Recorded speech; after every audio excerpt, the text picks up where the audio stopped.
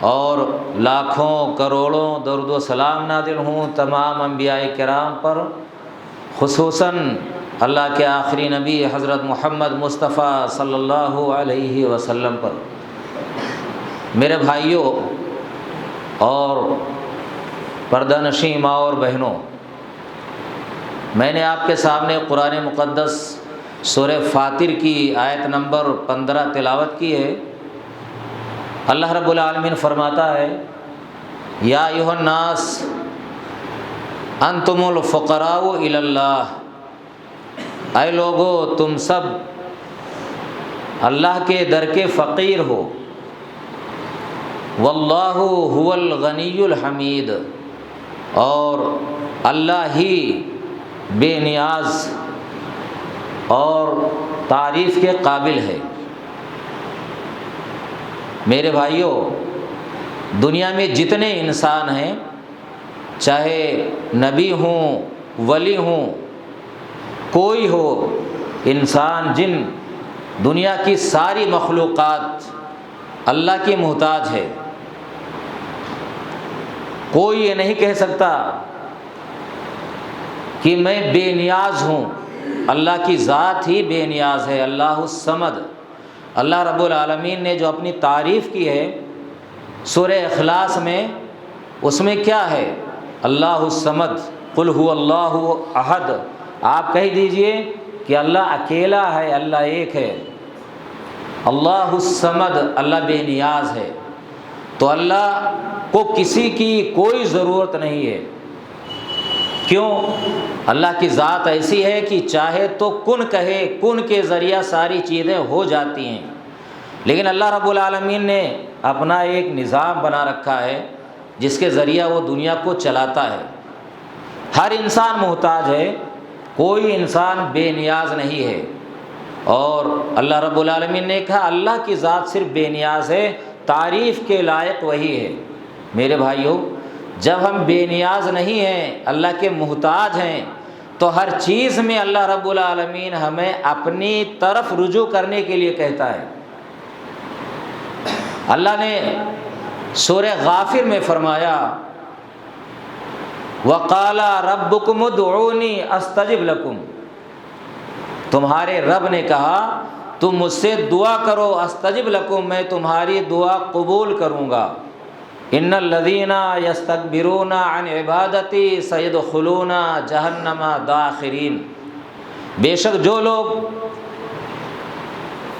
تکبر کی بنا پر اللہ سے دعا کرنے سے اعراض کرتے ہیں، اللہ کی عبادت سے اعراض کرتے ہیں، اللہ فرماتا ہے سیدخلون جہنم داخرین، وہ عن قریب ذلیل و خوار ہو کر جہنم میں داخل ہوں گے۔ ایک حدیث کا ٹکڑا میں نے آپ کے سامنے پیش کیا ہے۔ اللہ کے نبی صلی اللہ علیہ وسلم فرماتے ہیں، افضل العبادہ الدعاء، قرآن کی یہ آیت جو سورہ غافر کی ہے، اللہ نے کہا ان الذین یستکبرون عن عبادتی، جو لوگ میری عبادت سے تکبر کرتے ہوئے اعراض کرتے ہیں، یعنی دعا نہیں کرتے ہیں۔ تو دیکھیے اللہ نے دعا کو کیا کہا؟ عبادت۔ اللہ نے پہلے کہا مجھے پکارو، مجھ سے دعا کرو، پھر اللہ نے کہا جو میری عبادت سے تکبر کرتے ہوئے اعراض کرتے ہیں۔ اور حدیث میں کیا کہا ہمارے نبی نے؟ افضل العبادہ الدعاء، سب سے بہتر افضل عبادت کیا ہے؟ دعا ہے۔ تو دیکھیے دعا عبادت ہے، تو دعا ہمیں کس سے کرنا چاہیے؟ صرف اللہ سے کرنا چاہیے۔ عبادت ہے، عبادت کس کے لیے ہے؟ بھائی اللہ کے لیے ہے۔ ہم کیا پڑھتے ہیں؟ کلمہ لا الہ الا اللہ، اللہ کے سوا کوئی معبود نہیں، عبادت کے لائق نہیں، یہ نہیں کہتے ہیں اللہ کے سوا کوئی رب نہیں، اللہ کے سوا کوئی عبادت کے لائق نہیں۔ دنیا کی ساری قومیں اللہ رب العالمین کو رب مانتی آئی ہیں۔ بھائی جن کا یہ عقیدہ رہا ہے کہ یہ دنیا کو بنانے والی کوئی ہستی ہے، کوئی ذات ہے، تو سب اللہ کو مانتی آئی ہیں۔ بھائی اختلاف کہاں رہا ہے؟ توحید عبادت میں، الوہیت میں، کہ عبادت کے لائق کون ہے؟ تو عبادت کے لائق اللہ نے کیا کہا؟ لا الہ الا اللہ۔ یہ کلمہ پڑھتے ہیں کہ اللہ کے علاوہ کوئی عبادت کے لائق نہیں۔ میرے بھائیوں، تو اللہ نے کیا کہا کہ جو میری عبادت سے، اور سب سے افضل چیز عبادت، دعا. ایک حدیث میں کیا فرمایا آپ نے؟ الدعاء مخ العبادہ، دعا عبادت کا مغز ہے. مغز کیا ہے؟ ارے ہم جیسے سنترا نچوڑتے ہیں، اس کا رس پورا آ جاتا ہے، سب کچرا باہر چلا جاتا ہے. کسی چیز کا ہم رس نکالتے ہیں، عرق نکالتے ہیں مشین میں ڈال کر، سارا کچرا نکل جاتا ہے، اور اس کا کیا جو اصل چیز ہوتی ہے ہمارے لیے آ جاتی ہے، ہم اس کو پیتے ہیں. تو عبادت کا مغز کیا کہا؟ الدعاء مخ العبادہ، عبادت کا مغز کیا ہے؟ دعا ہے. الدعاء هو العبادہ، ایک دوسری حدیث میں ہے دعا ہی عبادت ہے. اور اللہ کے نبی صلی اللہ علیہ وسلم نے ایک حدیث میں فرمایا لیسا شیء اکرم علی اللہ من الدعاء، کہ اللہ کے نزدیک دعا سے بڑھ کر کوئی چیز معزز اور محترم نہیں ہے. یعنی سب سے پیاری چیز کیا ہے؟ دعا ہے اللہ کے نزدیک. اور ایک حدیث میں ہے کہ من لم یسأل اللہ یغضب علیہ، کہ جو اللہ سے سوال نہیں کرتا ہے نا، دعا نہیں کرتا ہے، اللہ سے مانگتا نہیں ہے، تو اللہ رب العالمین اس کے اوپر غصہ ہوتا ہے. بھئی اللہ کیا چاہتا ہے؟ کہ بندے مجھ سے مانگیں. انسانوں سے مانگا جائے بار بار تو انسان تو ناراض ہوتا ہے، کیا ہے بار بار چلا آتا ہے، بھئی ایک مرتبہ دے دیا، دو مرتبہ دے دیا، بار بار چلا آتا ہے، اس کی عادت مانگنے کی ہے. لیکن اللہ رب العالمین کی ذات تو دیکھیے، اللہ کیا فرماتا ہے؟ اللہ کہتا ہے مانگو مجھ سے، میں تمہاری دعا قبول کروں گا. اور جو نہیں مانگے گا، اللہ فرماتا ہے وہ جہنم میں جائے گا ذلت کے ساتھ. اور ہمارے نبی نے فرمایا جو اللہ سے نہیں مانگتا ہے اللہ اس کے اوپر غصہ ہوتا ہے. دعا کیا ہے؟ کتنی اہم چیز ہے. بھائی سب کی تقدیریں لکھ دی گئیں. ماں کے پیٹ میں انسان 4 مہینے کا ہوتا ہے نا، فرشتہ آتا ہے، فرشتے کو حکم ہوتا ہے کہ جا کر لکھو اس کے بارے میں، تو اس کی تقدیر لکھی جاتی ہے. بھائی کتنی عمر پائے گا، کتنی روزی پائے گا، اور کہاں مرے گا، نیک بخت ہوگا، بدبخت ہوگا، یہ ساری چیزیں فرشتہ لکھتا ہے 4 مہینے کی عمر میں. اسی لیے مسئلہ ہے ایک نا کہ اگر 4 مہینے پر بچہ پیدا ہوتا ہے، جان ڈالنے کا حکم اللہ دیتا ہے. یعنی وہ جان بھی ڈلتی ہے، ابھی پل رہا تھا، وہ جان تو تھی، بڑھ رہا تھا، لیکن ایسی جان نہیں تھی. تو اللہ رب العالمین، اسی لیے مسئلہ ہے کہ 4 مہینے پر بچہ پیدا ہو جائے، اگر 4 مہینے پر بھائی ادھورا رہے گا تو اس کا جنازہ پڑھنا چاہیے. کیوں؟ زندگی آ گئی اس کے اندر، تو جنازہ پڑھا جاتا ہے 4 مہینے کے بچے پر. اس سے پہلے ساقط ہو جائے تو بھلے نہ پڑھیے، نہیں پڑھنے کا حکم ہے 4 مہینے پر. اسی لیے علماء نے لکھا ہے کہ پڑھنا چاہیے. تو دیکھیے وہاں لکھا جاتا ہے یہ کیا ہوگا، نیک بخت ہوگا، بدبخت ہوگا. تو تقدیر لکھ دی گئی. اب جہنمی بھی لکھ دیا جاتا ہے، یا بندہ جہنمی ہوگا کہ جنتی ہوگا.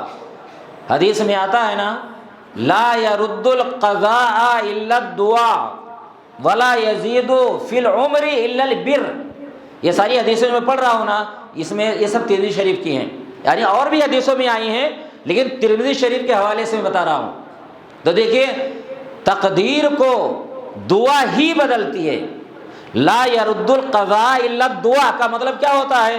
تقدیر کو کوئی چیز نہیں بدل سکتی سوائے دعا کے. تو دیکھیے اللہ نے ہمیں اگر بدبخت لکھا ہے، شقاوت لکھی ہوئی ہماری زندگی میں، تو یہ دعا بدل دیتی ہے. اور کوئی یہ نہیں کہہ سکتا ہے تقدیر لکھ دی گئی تو بدلی کیسے جائے گی. اللہ کو کوئی مجبور نہیں کر سکتا ہے. ہم دعا کریں گے تو اللہ نے تقدیر لکھی ہے، اللہ تقدیر بدل بھی سکتا ہے، تو تقدیر بدلی جاتی ہے. اچھا، اور عمر میں اضافہ نہیں ہوتا ہے، عمر بڑھتی نہیں کسی کی، جو لکھی ہے نا فرشتے نے اسی پر مرے گا. لیکن حدیث میں کیا ہے؟ الا البر، کہ عمر کو نیکی نا، اچھا کام، نیکی بڑھا سکتا ہے عمر کو. یعنی انسان کی عمر کو اللہ بڑھا سکتا ہے نیکی کی بنا پر، اچھا کام کرنے کی بنا پر. تو دیکھیے دعاؤں سے کیا فائدہ ہے، دعاؤں کی اہمیت کیا ہے. ایک حدیث میں آپ نے فرمایا کہ ان الدعاء ينفع مما نزل ومما لم ينزل فعلیکم عباد اللہ بالدعاء. آپ فرماتے ہیں کہ دعا فائدہ پہنچاتی ہے جو مصیبت نازل ہو چکی ہے، اور جو مصیبت نازل نہیں ہوئی سب میں دعا فائدہ پہنچاتی ہے. تو اللہ کے بندو دعا کو لازم پکڑو اپنے اوپر، ہمارے نبی فرماتے ہیں۔ تو دیکھیے دعا کا فائدہ کیا ہے کہ بھائی جو پریشانی آئی اس کے لیے بھی دعا، اور جو نہیں آئی اس کے لیے بھی دعا۔ اب سوال ہے کہ بھائی بہت سی پریشانیاں انسان پر ہیں، وہ پریشانی ٹلتی نہیں ہے، بہت دعا کر رہا ہے، بڑے رو رہا ہے، راتوں میں اٹھ کر دعائیں کرتا ہے، اللہ پریشانی کو کیوں نہیں ٹالتا ہے؟ اس کے لیے بھی ایک حدیث ہے۔ آپ فرماتے ہیں، ابو سعید خدری رضی اللہ تعالیٰ عنہ راوی ہیں، فرماتے ہیں کہ اللہ کے نبی صلی اللہ علیہ وسلم نے فرمایا کہ ما من مسلم یدعو لیسا بقطیعۃ لیسا باسم ولا بقطیعۃ رحم الا آتاہ اللہ احدی ثلاث، کہ کوئی مسلمان جب دعا کرتا ہے اس میں گناہ کی دعا نہ ہو اور نہ قطع رحمی کی دعا ہو، رشتہ داری کو توڑنے کی دعا ہو، تو اللہ رب العالمین 3 چیزوں میں سے ایک چیز ضرور دیتا ہے۔ کیا ہوتی ہے؟ آپ فرماتے ہیں اما یستجیب اللہ دعوتہ، یا تو اللہ رب العالمین اس کی دعا قبول کر لیتا ہے، بھائی جو مانگ رہا ہے اللہ رب العالمین سیم دیتا ہے، وَإِمَّا أَن يُدَّخِرَهَا لَهُ فِي الْآخِرَةِ، اور یہ اللہ رب العالمین ذخیرہ آخرت بنا دیتا ہے، قیامت کے لیے اس کا ثواب لکھ دیا جاتا ہے۔ کیوں؟ عبادت ہے نا، بندہ عبادت کر رہا ہے، بھائی دعا کر رہا ہے، اور دعا کے لیے زمان مکان اونچ نیچ کسی چیز کی قید نہیں ہے، بھائی کہیں ہو، چھوٹا ہے بڑا ہے امیر ہے غریب ہے، گھر میں ہے باہر ہے، رات ہے دن ہے، آسمان میں ہوائی جہاز میں اڑ رہا ہے، پانی میں تیر رہا ہے، کہیں ہے، کہیں سے مانگ لو اللہ رب العالمین سے، اللہ دعائیں سننے کے لیے بیٹھا ہے، تو دعا کے لیے کچھ نہیں ہے، بھائی جہاں چاہیں آپ دعا کر لیں، اللہ رب العالمین سننے والا ہے۔ تو یا تو اللہ رب العالمین سیم دیتا ہے یا ذخیرہ آخرت بنا دیتا ہے، اور یا اما ان یدفع عنہ من السوء مثلھا، اور یا اللہ رب العالمین دعا کے جیسے، دعا کے برابر جتنی جیسی دعا ہوگی ویسی کوئی پریشانی ٹال دیتا ہے، آنے والی تھی اور اللہ نے ٹال دیا، ہم نہیں جانتے بھائی مصلحت کیا ہے، بھائی سیم یا تو اللہ دے دے گا ہمیں، اور اللہ یہ دیکھتا ہے کہ یہ جو بندہ مانگ رہا ہے نا یہ اس کے دنیا اور آخرت کے لیے صحیح نہیں ہے، اللہ ٹال دے گا نہیں دے گا، بھائی ثواب ملے گا یا مصیبت ٹال دے گا، یا تو ذخیرہ آخرت ہو گئی، کیوں ٹال دیا؟ اللہ بہتر جانتا ہے۔ آپ نے وہ واقعہ نا سورہ کہف میں پڑھا ہے، جب موسیٰ علیہ السلام کے ساتھ، موسیٰ علیہ السلام جب نکلے کس کی تلاش میں؟ خضر علیہ السلام کی تلاش میں، اللہ نے کہا کہ میرا ایک بندہ فلاں جگہ ہے مجمع البحرین میں، جہاں 2 سمندر ملتے ہیں، 2 دریا ملتے ہیں، وہاں جاؤ، میرا ایک بندہ ہے وہ تم سے زیادہ عالم ہے، تم سے زیادہ جانتا، جاؤ سیکھو، تم نہیں جانتے ہو ساری باتیں۔ ارے کسی جواب کے بعد بنی اسرائیل نے سوال کیا کہ سب سے بڑا عالم کون ہے ابھی؟ تو اللہ کے رسول یہ موسیٰ علیہ السلام نبی تھے اور بڑے جلیل القدر نبی ہیں، بنی اسرائیل میں نا سب سے بڑے نبی ہیں، سب سے اعلیٰ درجے کے نبی ہیں، یہ ان کا ذکر قرآن میں سب سے زیادہ آیا ہے سارے نبیوں میں۔ تو بھائی نبی تھے، کہا میں ہوں جاننے والا، بھائی اللہ کے بعد نبی سے زیادہ کون جانتا ہے؟ لیکن اللہ کو اتنا نہ پسند نہیں آیا کہ نہیں موسیٰ میرا ایک بندہ ہے فلاں جگہ جاؤ اس کے بعد سیکھو۔ ابھی موسیٰ علیہ السلام گئے، مل گئے ہو تو کس لیے آئے ہو؟ کہا اللہ نے جو علم دیا ہے ہمیں کچھ سکھا دو تھوڑا بہت۔ کہا تم صبر نہیں کر پاؤ گے، کہا نہیں میں صبر کروں گا۔ کہا پھر سوال نہیں کرنا مجھ سے، کہا ٹھیک ہے۔ دونوں چلے تو راستے میں بھائی ایک کشتی تھی، کشتی پر سوار ہوئے، سمندر میں جانے کشتی کو پھاڑ دیا، کس نے؟ خضر علیہ السلام نے۔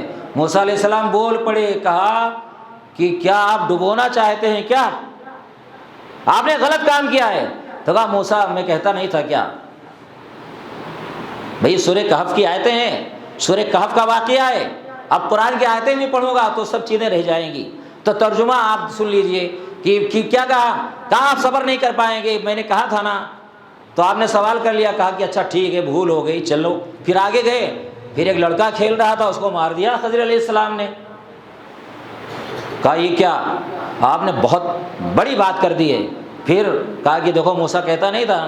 پھر آگے گئے گاؤں میں، گاؤں والوں کے پاس گئے، کھانا وانا مانگا، مہمان نوازی سے انکار کر دیا۔ ایک دیوار گرنا چاہتی تھی، گرنے کے قریب تھی، ٹوٹی پھوٹی تھی، اور خضر علیہ السلام نے صحیح کر دیا، دیوار کھڑی ہو گئی۔ کہا کہ یہ کمال ہے، یہ لوگ اتنے بد اخلاق، ہمیں کھانا دینے سے انکار کر دیا، مہمان نوازی نہیں کی، آپ نے دیوار صحیح کر دی، چاہتے تو اجرت لیتے۔ کہا موسیٰ میں کہتا تھا نا کہ آپ صبر نہیں کر پائیں گے، کہا بس ہو گیا۔ اور موسیٰ علیہ السلام نے کہا تھا دوسری مرتبہ کے بعد کہ اب سوال کروں نا تیسری مرتبہ تو بھگا دینا، اب ساتھ میں نہیں رکھنا۔ تو یہ تینوں باتیں ہو گئیں۔ دیکھیے اب کیا کیا کام کیا ہے بھائی، خضر علیہ السلام سے اللہ رب العالمین نے کیا کروا رہا ہے، ناگوار چیزیں بھائی۔ دونوں واقعہ، پہلے والا تو بالکل ناگوار، ایک کشتی پھاڑ دی اور ایک بچے کو مار دیا۔ تو آپ دیکھیے انسان نہیں جانتا ہے مصلحت کس میں ہے۔ ہم مانگ رہے ہیں کہ اللہ بیٹا دے، نہیں دے رہا ہے بیٹا، کیا پتا کیا حکمت ہے اس میں۔ ہم کوئی چیز مانگ رہے ہیں، اللہ نہیں دے رہا ہے بھائی، ہو سکتا ہے ہمارے لیے نقصان دہ ہو، اللہ جاننے والا ہے، تو مصلحت کے خلاف ہو، اللہ نہیں بھی دے گا، جبکہ ہم مانگ رہے ہیں بظاہر ہمارے لیے اچھا ہے۔ یہاں بچے کو مار دیا، کشتی کو صحیح کیا، اس کی وجہ بتائیے۔ خضر علیہ السلام نے کہا کہ کشتی نا غریب لوگوں کی ہے، مسکین لوگوں کی ہے، اسی پر گزارا ہوتا ہے، یہ کشتی آگے جاتی وہاں ظالم بادشاہ ہے اور جو اچھی کشتی دیکھتا ہے چھین لیتا ہے۔ تو کہا میں نے عیب پیدا کیا تاکہ بادشاہ دیکھے کشتی صحیح نہیں ہے، وہ چھوڑ دے گا، بعد میں کشتی تو صحیح کر لیں گے، اسی پر گزارا ہے۔ تو دیکھیے بظاہر کشتی پھاڑا، کشتی والا اس کو اچھا لگا ہوگا کیا کہ میری کشتی کو پھاڑ دیا، میری کشتی میں عیب کر دیا، کیا یہ ڈبونا چاہتے ہیں کیا؟ کشتی والا بھی غصہ ہوا ہوگا۔ موسیٰ علیہ السلام جبکہ کچھ نہیں تھا، کشتی ان کی نہیں تھی، یہ برداشت نہیں کر پائے، تو کشتی والا برداشت کر سکتا ہے کیا؟ ظاہر سی بات ہے، بچے کو مار دیا۔ تو کہا کہ بچہ نا بڑا ہو کر کے، اس کے ماں باپ اچھے ہیں، بڑا ہو کر کے فتنے میں ڈالتا، تو ہم نے مار دیا اللہ کے حکم سے، اب اللہ ان کو بہتر لڑکا دے گا جو پاکیزہ ہوگا، اچھا ہوگا۔ تو دیکھیے بظاہر بچے کو مار دیا، اور کہا یہ دیوار نا 2 یتیم بچوں کی تھی، خزانہ دفن ہے اس کے نیچے، اگر یہ دیوار گر جاتی تو لوگ لوٹ لیتے وہ خزانہ، اللہ کی مرضی تھی کہ میں اس کو صحیح کر دوں، یہ جوان ہوں گے تو خزانہ نکال لیں گے۔ دیکھیے ہم نہیں جانتے ہیں مصلحت کہ اللہ نے ہمیں کیوں نہیں دیا ہے۔ تو میرے بھائیوں، اللہ رب العالمین دعائیں سنتا ہے۔ اللہ، ایک حدیث ہے، اللہ کے نبی صلی اللہ علیہ وسلم فرماتے ہیں ان اللہ حی کریم یستحی من العبد ان یردہما صفرا خائبتین۔ آپ فرماتے ہیں کہ اللہ بڑا حیا والا ہے، بڑا کریم ہے، اس کو شرم آتی ہے جب بندہ ہاتھ اٹھاتا ہے دعا کرنے کے لیے کہ ہاتھ کو خالی واپس لوٹا دے۔ تو دیکھیے اللہ کتنا مہربان ہے، ہم جب دعا کرتے ہیں اللہ کو شرم آتی ہے کہ بندہ میرا مانگ رہا ہے میں اس کو خالی ہاتھ واپس لوٹا دوں۔ تو ظاہر سی بات ہے میرے بھائیوں، لیکن 3 چیزوں میں سے ایک چیز ہوتی ہے، یا تو وہی ملے گا، سن لیا آپ نے۔ دوسری بات، دعا کے آداب ہیں، کیسے دعا کی جائے، کس طرح دعا کی جائے۔ فضالہ، ترمذی شریف کی حدیث ہے، فضالہ بن عبید رضی اللہ تعالیٰ عنہ فرماتے ہیں، راوی حدیث کے، فرماتے ہیں بینا رسول اللہ صلی اللہ علیہ وسلم قائد فی المسجد، اللہ کے نبی صلی اللہ علیہ وسلم مسجد میں بیٹھے ہوئے تھے، اذ دخل رجل فصلى فقال اللهم اغفر لي وارحمني، ایک آدمی داخل ہوا، نماز پڑھی، پھر اس نے کیا کہا، اللهم اغفر لي وارحمني، اے اللہ تو مجھے بخش دے، مجھ پر رحم فرما۔ فقال رسول اللہ صلی اللہ علیہ وسلم عجلت ایھا المصلی، اللہ کے نبی صلی اللہ علیہ وسلم نے سنا تو کہا کہ اے نمازی تو نے جلد بازی کی، اذا صلیت فقعدت فحمد اللہ بما هو اہلہ وصلی علیہ ثم ادعوہ۔ آپ نے کہا اے نمازی تو نے جلدی کی، جب تو نے نماز پڑھی پھر تو بیٹھا تو تجھے اللہ کی تعریف کرنی چاہیے، پھر اس کے بعد میرے اوپر درود بھیجنا چاہیے، پھر دعا کرنا چاہیے۔ ثم جاء رجل آخر بعد ذلك، پھر اس کے بعد اسی محفل میں آپ تھے، ایک دوسرا آدمی آیا، فقال فحمد اللہ فصلى علی نبی صلی اللہ علیہ وسلم، اس نے نماز پڑھی، نماز کے بعد اس نے اللہ رب العالمین کی تعریف کی، پھر اللہ کے رسول پر درود بھیجا، پھر آپ نے سنا تب کہا سل ایھا المصلی، سل یعنی مانگ، تجب تیری دعا قبول کی جائے گی۔ تو دیکھیے پہلے کوئی سلیقہ نہیں تھا مانگنے کا، طریقہ نہیں آتا تھا، آپ نے اس کو بتایا، اور دوسرا آیا اس کو پتا تھا، اس نے اس طرح دعا کی کہ اللہ کی تعریف کی پہلے، پھر اس کے بعد نبی پر درود بھیجا، پھر آپ نے جب سنا تو کہا کہ اے نمازی مانگ اب تو، اللہ تیری سنے گا۔ میرے بھائیوں ہم نماز پڑھتے ہیں نا، سورہ فاتحہ کیا ہے؟ سورہ فاتحہ کے بغیر نماز نہیں ہوتی ہے، دیکھ لو، ہے نا؟ سورہ فاتحہ ہر رکعت میں ہے، اگر کیوں رکھی گئی ہے، کیا مصلیت ہے، دیکھا جائے تو کیا ہے، پوری نماز دعا ہی تو ہے۔ صلاۃ کا معنی دعا بھی ہوتا ہے، اسی لیے صلاۃ کہا جاتا ہے اس کو، نماز کو۔ کیا ہوتا ہے؟ ہم پہلے پڑھتے ہیں کیا؟ الحمدللہ رب العالمین، ہر قسم کی تعریف، جتنی تعریفیں ہیں سب اللہ رب العالمین کے لیے ہیں۔ دیکھو اللہ کی تعریف ہو رہی ہے، الرحمن الرحیم، جو بڑا مہربان نہایت رحم والا ہے، اللہ کی تعریف ہو رہی ہے۔ مالک یوم الدین، بدلے کے دن کا مالک ہے۔ اور پھر ہم جتلاتے ہیں کیا؟ بھائی انہوں نے تعریف کی اللہ کی، پھر ہم کیا کہتے ہیں؟ ایاک نعبد، اے اللہ ہم تیری ہی عبادت کرتے ہیں۔ ایاک نعبد کا مطلب یہ نہیں ہوتا ہم تیری عبادت کرتے ہیں، نہیں، تیری ہی عبادت کرتے ہیں، یعنی تیرے علاوہ ہم کسی کی عبادت نہیں کرتے ہیں۔ دعا عبادت، دیکھو دعا عبادت ابھی قرآن میں سنا اور حدیث میں سنا، دعا عبادت ہے، کہا ہم تیری ہی عبادت کرتے ہیں۔ وَإِيَّاكَ نَسْتَعِينُ، ہم تجھ ہی سے مدد چاہتے ہیں۔ دیکھو اللہ نے کیا سکھایا۔ اب اس کے بعد بندہ کہتا ہے کیا؟ اہدنا الصراط المستقیم، اتنی تعریف کر لی، اور پھر کہا اللہ ہم تیرے علاوہ کسی سے مانگتے تو نہیں ہیں، تیرے علاوہ کسی کی عبادت تو نہیں کرتے ہیں، تو اللہ اہدنا الصراط المستقیم، اب ہمیں سیدھے راستے پر چلا، سیدھے راستے پر قائم رکھ۔ صراط الذین انعمت علیہم، کن کے طریقے پر؟ کون سا سیدھا راستہ؟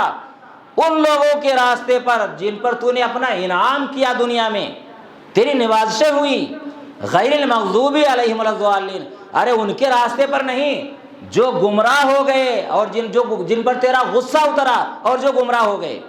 میرے بھائیو دعا کرتے ہیں نا، ہم جانتے ہی نہیں سورہ فاتحہ میں ہے کیا، ادھر اللہ سے وعدہ کرتے ہیں، ادھر جا کر کے شرک کرتے ہیں۔ اللہ نے سکھایا دیکھو ہر نماز میں، تو پہلے کیا ہے؟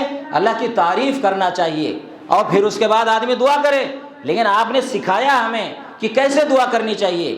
میرے بھائیوں دعا کا یہی طریقہ ہے۔ یونس علیہ السلام جب مچھلی کے پیٹ میں تھے تو وہ کیا کہہ رہے ہیں؟ لا الہ الا انت سبحانک انی کنت من الظالمین، اللہ کی تعریف ہی کر رہے ہیں، لا الہ، ارے اللہ کوئی عبادت کے لائق نہیں ہے تیرے علاوہ، لا الہ الا انت، تیرے علاوہ کوئی معبود نہیں ہے۔ دیکھو اللہ کی تعریف ہی ہے، سبحانک، تیری ذات پاک ہے، اور پھر کیا کہتے ہیں؟ انی کنت من الظالمین، میں ظالموں میں سے ہوں۔ تو اس میں تین باتیں ہو گئی کیا؟ ایک تو اللہ تیرے علاوہ کوئی معبود نہیں ہے، میں بھی تیری پاکی بیان کرتا ہوں، تو ہر عیب سے پاک ہے، تو ہر شرک سے پاک ہے، اور میں ظالم ہوں۔ تو طریقہ کیا سمجھ میں آیا؟ بندہ اپنے گناہ کا اقرار بھی کرے، ولا یغفر الذنوب الا انت۔ ارے ہم نماز کے آخر میں قعدہ میں دعا کرتے ہیں نا، اللہم انی ظلمت نفسی ظلما کثیرا، اے اللہ میں نے اپنے نفس پر بہت بڑا ظلم کیا ہے، بہت زیادہ ظلم کیا ہے،